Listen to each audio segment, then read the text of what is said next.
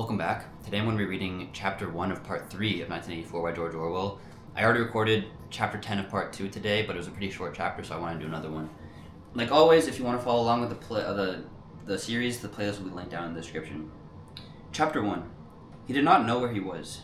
Presumably he was in the Ministry of Love, but there's no way of making certain. He was in a high-ceilinged, windowless cell with walls of glittering white porcelain. Concealed lamps flooded it with cold light, and there was a low, steady humming sound which he supposed had something to do with the air supply. A bench or shelf just wide enough to sit on ran round the wall, broken only by the door, and at the end of the opposite door, a lavatory pan with no wooden seat. There were 4 telescreens on each wall. There was a dull aching in his belly. It had been there ever since they had bundled him into the closed van and driven him away. But he was also hungry, with a gnawing, unwholesome kind of hungry. It might be 24 hours since he had eaten. It might be 36. He still did not know, probably never would know, whether it had been morning or evening when they had arrested him. Since he was arrested, he had not been fed. He sat as still as he could on the narrow bench, with his hands crossed on his knee. He had already learned to sit still. If you made unexpected movements, they yelled at you from the telescreen. But the craving for food was growing upon him. What he longed for, above all, was a piece of bread. He had an idea that there was a few breadcrumbs in the pocket of his overalls. It was even possible, he thought this because from time to time something seemed to tickle his leg, that there might be a sizable bit of crust there. In the end, the temptation to find out overcame his fear. He slipped a hand into his pocket. "Smith," yelled a voice from the telescreen. 6079, Smith W. Hand out of pockets in the cells. He sat still again, his hand crossed on his knee. Before being brought here, he had been taken to another place, which must have been an ordinary prison or a temporary lockup used by patrols. He did not know how long he had been there. Some hours, at any rate. With no clocks and no daylight, it was hard to gauge the time. It was a noisy, evil-smelling place. They had put him into a cell similar to the one he was in now, but filthily dirty, and at all times crowded by 10 or 15 people. The majority of them were common criminals, but there were few political prisoners among them. He had sat silent against the wall, jostled by dirty bodies, too preoccupied by fear and the pain in his belly to take much interest in his surroundings, but still noticing the astonishing difference in demeanor between the party prisoners and the others. The party prisoners were always silent and terrified, but the ordinary criminals seemed to care nothing for anybody.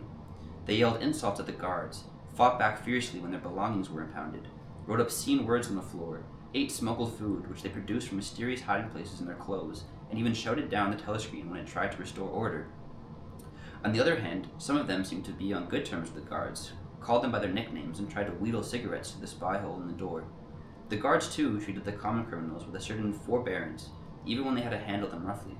There was much talk about the forced labor camps to which most of the prisoners expected to be sent.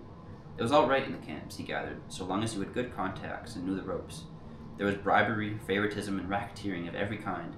There was homosexuality and prostitution. There was even illicit alcohol distilled from potatoes. The positions of trust were given only to the common criminals, especially the gangsters and the murderers who formed a sort of aristocracy.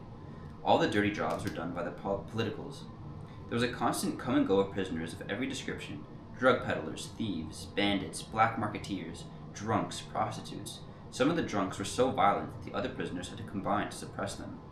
An enormous wreck of a woman, aged about 60, with great tumbling breasts and thick coils of white hair which had come down in her struggles, was carried in, kicking and shouting, by 4 guards who had hold of her, one at each corner. They wrenched off the boots with which she had been trying to kick them, and dumped her across Winston's lap, almost breaking his thigh bones. The woman hoisted herself upright and followed them out with a yell of "fuck bastards." Then, noticing that she was sitting on something uneven, she slid off Winston's knee onto the bench. "Beg pardon, dearie," she said. "I wouldn't have sat on you. Only the buggers put me there. They don't know how to treat a lady, do they?" She paused, patted her breast, and belched. "Pardon," she said. "I ain't myself quite." She leant forward and vomited copiously on the floor. "That's better," she said, leaning back with closed eyes. "Never keep it down, that's what I say. Get it up while it's fresh in your stomach." She revived, turned to have another look at Winston, and seemed immediately to take a fancy to him. She put a vast arm round his shoulder and drew him towards her, breathing beer and vomit into his face. "What's your name, dearie?" she said. "Smith," said Winston. "Smith," said the woman. "That's funny. My name's Smith, too." Why, she said sentimentally, "I might be your mother." She might, thought Winston, be his mother. She was about the right age and physique, and it was probable that people changed somewhat after 20 years in a forced labor camp. No one else had spoken to him. To a surprising extent, the ordinary criminals ignored the party prisoners. The polyps, they were called, with a sort of uninterested contempt. The party prisoners seemed terrified of speaking to anybody, and above all, speaking to one another. Only once, when the two party members, both women, were pressed close together on the bench, he overheard, amid the din of voices, a few hurriedly whispered words, and in particular a reference to something called Room 101, which he did not understand. It might be 2 or 3 hours ago that they had brought him here. The dull pain in his belly never went away, but sometimes it grew better and sometimes worse, and his thoughts expanded and contracted accordingly. When it grew worse, he thought only of the pain itself and of his desire for food. When it grew better, panic took a hold of him. There were moments when he foresaw the things that would happen to him with such actuality that his heart galloped and his breath stopped. He felt the smash of truncheons on his elbows and iron-shod boots on his shins. He saw himself groveling on the floor, screaming for mercy through broken teeth. He hardly thought of Julia. He could not fix his mind on her. He loved her and would not betray her, but that was only a fact, known as he knew the rules of arithmetic. He felt no love for her, and he hardly even wondered what was happening to her. He thought oftener of O'Brien, with a flickering hope. O'Brien might know that he had been arrested. The Brotherhood, he had said, had never tried to save its members, but there was the razor blade. They would send the razor blade if they could. There would be perhaps 5 seconds before the guard could rush into the cell. The blade would bite into him with a sort of burning coldness, and even the fingers that held it would be cut to bone. Everything came back to his sick body, which shrank, trembling from the smallest pain. He was not certain that he could use the razor blade even if he got the chance. It was more natural to exist from moment to moment, accepting another 10 minutes of life with the certainty that there was torture at the end of it. Sometimes he tried to calculate the number of porcelain bricks in the walls of the cell. It should have been easy, but he always lost count at some point or another. More often he wondered where he was and what time of day it was. At one moment he felt certain that it was broad daylight outside, and at the next equally certain that it was pitch darkness. In this place he knew instinctively the lights would never be turned out. It was the place with no darkness. He saw now why O'Brien had seemed to recognize the illusion. In the Ministry of Love there were no windows. His cell might be at the heart of the building or against its outer wall. It might be 10 floors below ground or 30 above it. He moved himself mentally from place to place and tried to determine by the feeling of his body whether he was perched high in the air or buried deep underground. There was a sound of marching boots outside. The steel door opened with a clang. A young officer, a trim, black uniformed figure who seemed to glitter all over with polished leather and whose pale, straight-featured face was like a wax mask, stepped smartly through the doorway. He motioned to the guards outside to bring in the prisoner they were leading. The poet, Ampleforth, shambled into the cell. The door clanged shut again. Ampleforth made 1 or 2 uncertain movements from side to side, as though having some idea that there was another door to go out of, and then began to wander up and down the cell. He had not yet noticed Winston's presence. His troubled eyes were gazing at the wall about a meter above the level of Winston's head. He was shoeless. Large, dirty toes were sticking out of the holes in his socks. He was also several days away from a shave. A scrubby beard covered his face to the cheekbones, giving him an air of ruffianism that went oddly with his large, weak frame and nervous movements. Winston roused himself a little from his lethargy. He must speak to Ampleforth, and risk the yell from the telescreen.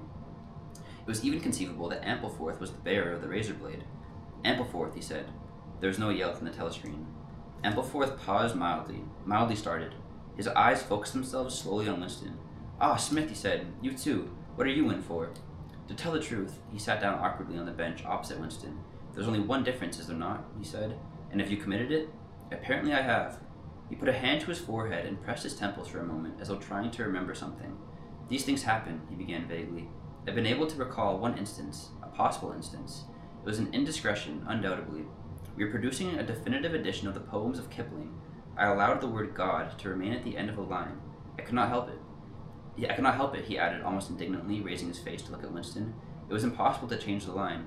The rhyme was rod. Do you realize that there are only 12 rhymes to rod in the entire language? For days I had racked my brains. There was no other rhyme." The expression on his face changed. The annoyance passed out of it, and for a moment he looked almost pleased. A sort of intellectual warmth, the joy of the pedant who has found out some useless fact, shone through the dirt and scrubby hair. "Has it ever occurred to you," he said, "that the whole history of English poetry has been determined by the fact that English language lacks rhymes?" No, that particular thought had never occurred to Winston, nor in the circumstances did it strike him as very important or interesting. "Do you know what time of day it is?" he said. Ampleforth looked startled again. "I had hardly thought about it. They arrested me, it could be 2 days ago, perhaps 3. His eyes flitted round the walls as though he half expected to find a window somewhere. "There's no difference between night and day in this place. I do not see how one can calculate the time." They talked desultorily for some minutes, then without apparent reason, a yell from the telescreen told them to be quiet. Winston sat quietly with hands crossed. Ampleforth, too large to sit in comfort on the narrow bench, fidgeted from side to side, clasping his lank hands first round one knee, then round the other. The telescreen barked at him to keep still. Time passed. 20 minutes, an hour. It was difficult to judge. Once more, there was a sound of boots outside. Winston's entrails contracted. Soon, very soon, perhaps in 5 minutes, perhaps now, the tramp of boots would mean that his own turn had come. The door opened. The cold-faced young officer stepped into the cell. With a brief movement of his hand, he indicated Ampleforth. "Room 101, he said.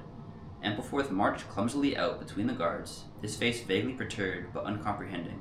What seemed like a long time passed. The pain in Winston's belly had revived. His mind sagged round and round on the same trick, like a ball falling again and again into the same series of slots. He had only 6 thoughts: the pain in his belly, a piece of bread, the blood and the screaming, O'Brien, Julia, and the razor blade. There was another spasm in his entrails. The heavy boots were approaching. As the door opened, the wave of air that it created brought in a powerful smell of cold sweat. Parsons walked into the cell. He was wearing khaki shorts and a sports shirt. This time, Winston was startled into self-forgetfulness. You here, he said. Parsons gave Winston a glance in which there was neither interest nor surprise, but only misery. He began walking jerkily up and down, evidently unable to keep still. Each time he straightened his pudgy knees, it was apparent that they were trembling. His eyes had a wide-open, staring look, as though he could not prevent himself from gazing at something in the middle distance. "What are you in for?" said Winston. "Thought crime," said Parsons, almost blubbering. The tone of his voice implied at once a complete admission of his guilt and a sort of incredulous horror that such a word could be applied to himself. He paused opposite Winston and began eagerly appealing to him. "You don't think they'll shoot me, do you, old chap? They don't shoot you if you haven't actually done anything, only thoughts which you can't help. I know they give you a fair hearing. Oh, I trust them for that. They'll know my record, won't they? You know what kind of chap I was. Not a bad chap in my way. Not brainy, of course, but keen. I tried to do my best for the party, didn't I? I'll get off with 5 years, don't you think? Or even 10 years. A chap like me could make himself pretty useful in a labor camp. They wouldn't shoot me for going off the rails just once." "Are you guilty?" said Winston. "Of course I'm guilty," cried Parsons with a servile glance at the telescreen. "You don't think the party would arrest an innocent man, do you?" His frog-like face grew calmer and even took on a slightly sanctimonious expression. "Thought crime is a dreadful thing, old man," he said sententiously. "It's insidious. It can get hold of you without you even knowing it. Do you know how it got a hold of me? In my sleep. Yes, it's a fact. There I was, working away, trying to do my bit. Never knew I had any bad stuff in my mind at all. And then I started talking in my sleep. Do you know what they heard me say?" He sank his voice like someone who was obliged for medical reasons to utter an obscenity. "Down with Big Brother. Yes, I said that. Said it over and over again, it seems. Between you and me, old man, I'm glad they got me before it went any further. Do you know what I'm going to say to them when I get up before the tribunal? Thank you. I'm going to say thank you for saving me before I was too late." "Who denounced you?" said Winston. "It was my little daughter," said Parsons with a sort of doleful pride. "She listened at the keyhole, heard what I was saying, and nipped off to the patrols the very next day. Pretty smart for a nipper of 7, eh? I don't bear her any grudge for it. In fact, I'm proud of her. It shows I brought her up in the right spirit anyway." He made a few more jerky movements up and down, several times, casting a longing glance at the lavatory pan. Then he suddenly ripped down his shorts. "Excuse me, old man, I can't help it. It's the waiting." He plumped his large posterior into the lavatory pan. Winston covered his face with his hands. "Smith," yelled the voice from the telescreen. 6079 Smith W. Uncover your face. No faces covered in the cells." Winston uncovered his face. Parsons used the lavatory loudly and abundantly. It then turned out that the plug was defective and the cell stank abominably for hours afterwards. Parsons was removed. More prisoners came and went mysteriously. One, a woman, was consigned to room 101, and Winston noticed seemed to shrivel and turn a different color when she heard the words. A time came when, if it had been morning when he was brought here, it would be afternoon, or if it had been afternoon, then it would be midnight. There were 6 prisoners in the cell, men and women. All sat very still. Opposite Winston there sat a man with a chinless, toothy face, exactly like that of some large, harmless rodent. His fat, mottled cheeks were so pouched at the bottom that it would have been difficult to believe that he had little stores of food tucked away in there. His pale gray eyes flitted timorously from face to face and turned quickly away again when he caught anyone's eye. The door opened, and another prisoner was brought in, whose appearance set a momentary chill through Winston. He was a commonplace, mean-looking man who might have been an engineer or a technician of some kind. But what was startling was the emaciation of his face. It was like a skull. Because of its thinness, the mouth and eyes looked disproportionately large, and the eyes seemed filled with a murderous, unappeasable hatred of somebody or something. The man sat down on the bench at a little distance from Winston. Winston did not look at him again, but the tormented skull-like face was as vivid in his mind as though it had been straight in front of his eyes. Suddenly, he realized what was the matter. The man was dying of starvation. The same thought seemed to occur almost simultaneously to everyone in the cell. There was a very faint stirring all the way round the bench. The eyes of the chinless man kept flitting toward the skull-faced man, then turning guiltily away, then being dragged back by an irresistible attraction. Presently, he began to fidget on his seat. At last he stood up, waddled clumsily across the cell, dug down into his pockets of his overalls, and with a bashed air held out a grimy piece of bread to the skull-faced man. There was a furious, deafening roar from the telescreen. The chinless man jumped in his tracks. The skull-faced man had quickly thrust his hands behind his back, as though demonstrating to the world that he refused the gift. "Bumstead," roared the voice. "2713 Bumstead J. Let fall that piece of bread." The chinless man dropped the piece of bread on the floor. "Remain standing where you are," said the voice. "Face the door. Make no movement." The chinless man obeyed. His large, pouchy cheeks were quivering uncontrollably. The door clanged open. As the young officer entered and stepped aside, there emerged from behind him a short, stumpy guard with enormous arms and shoulders.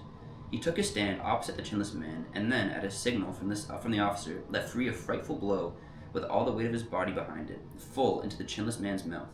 The force of it seemed almost to knock him clear of the floor. His body was flung across the cell and fetched up again at the base of the lavatory seat. For a moment he lay as though stunned, with dark blood oozing from his mouth and nose. A very faint whimpering or squeaking, which seemed unconscious, came out of him. Then he rolled over and raised himself unsteadily on hands and knees. Amid a stream of blood and saliva, the two halves of a dental plate fell out of his mouth. The prisoners sat very still, their hands crossed on their knees. The chinless man climbed back into his place. Down one side of his face, the flesh was darkening. His mouth had swollen into a shapeless, cherry-colored mass with a black hole in the middle of it. From time to time, a little blood dripped onto the breast of his overalls.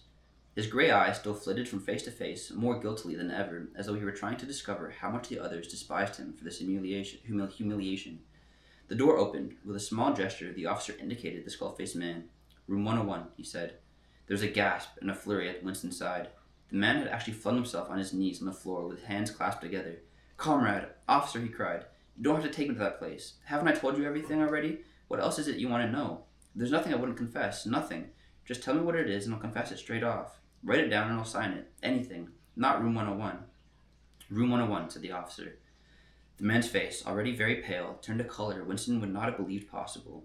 It was definitely, unmistakably, a shade of green. "Do anything to me," he yelled. "You've been starving me for weeks. Finish it off and let me die. Shoot me, hang me, sentence me to 25 years. Is there anybody else you want me to give away? Just say who it is and I'll tell you anything you want. I don't care who it is or what you do to them. I've got a wife and 3 children. The biggest of them isn't 6 years old. You can take the whole lot of them and cut their throats in front of my eyes, and I'll stand by and watch it, but not room 101. "Room 101, said the officer. The man looked frantically round the room at the other prisoners, as though with some idea that he could put another victim in his own place. His eye settled on the smashed face of the chinless man. He flung out a lean arm. "That's the one you ought to be taking, not me," he shouted. "You didn't hear what he was saying after they bashed his face? Give me a chance and I'll tell you every word of it. He's the one that's against the party, not me." The guard stepped forward. The man's voice rose to a shriek. "You didn't hear him?" he repeated. "Something went wrong with the telescreen. He's the one you want. Take him, not me."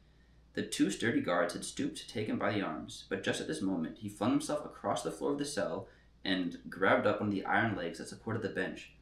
He had set up a wordless howling like an animal. The guards took hold of him to wrench him loose, but he clung on with astonishing strength. For perhaps 20 seconds they were hauling at him. The prisoners sat quiet, their hands crossed on their knees, looking straight in front of them. The howling stopped. The man had no breath left for anything except hanging on. Then there was a different kind of cry. A kick from a guard's boot had broken the fingers of his hands. They dragged him to his feet. "Room 101, said the officer. The man was led out, walking unsteadily, with head sunken, nursing his crushed hand. All the fight had gone out of him. A long time passed.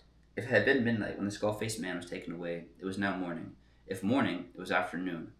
Winston was alone, and had been alone for hours. The pain of sitting on the narrow bench was such that often he got up and walked about, unreproved by the telescreen. The piece of bread still lay where the chinless man had dropped it. At the beginning, he needed a hard effort not to look at it, but presently hunger gave way to thirst. His mouth was sticky and evil-tasting. The humming sound and the unvarying white light induced a sort of faintness, an empty feeling inside his head. He would get up because the ache in his bones was no longer bearable, and then would sit down again almost at once because he was too dizzy to make sure of staying on his feet. Whenever his physical sensations were a little under control, the terror returned. Sometimes, with fading hope, he thought of O'Brien and the razor blade. It was thinkable that the razor blade might arrive concealed in his food if he ever were fed. More dimly, he thought of Julia. Somewhere or other, she was suffering, perhaps far worse than he. She might be screaming with pain at this moment. He thought, if I could save Julia by doubling my own pain, would I do it? Yes, I would. But that was merely an intellectual decision, taken because he knew that he ought to take it. He did not feel it. In this place, you could not feel anything except pain and foreknowledge of pain. Besides, was it possible, when you were actually suffering it, to wish for any reason that your own pain should increase? But that question was not answerable yet. The boots were approaching. The door opened again. O'Brien came in. Winston started to his feet. The shock of the sight had driven all caution out of him. For the first time in many years, he forgot the presence of the telescreen. "They've got you too?" he cried. They got me a long time ago," said O'Brien with a mild, almost regretful irony. He stepped inside. From behind there emerged a broad-chested guard with a long black truncheon in his hand. "You know this, Winston," said O'Brien. "Don't deceive yourself. You did know it. You've always known it." Yes, he saw now. He had always known it. But there was no time to think of that. All he had eyes for were the truncheons in the guard's hand. It might fall anywhere. On the crown, on the tip of the ear, on the upper arm, on the elbow. The elbow. He had slumped to his knees, almost paralyzed, clasping the stricken elbow with his other hand. Everything had exploded into yellow light. Inconceivable that one blow could cause so much pain. The light cleared and he could see the other two looking down at him. The guard was laughing at his contortions. One question at any rate was answered. Never, for any reason on earth, could you wish for an increase in pain. Of pain you could wish only one thing, that it should stop. Nothing in the world was so bad as physical pain. In the face of pain there are no heroes. No heroes, he thought over and over as he writhed on the floor, clutching uselessly at his disabled left arm. Yikers. Okay, well that's chapter 1 of part 3. I'll see you guys tomorrow for chapter 2.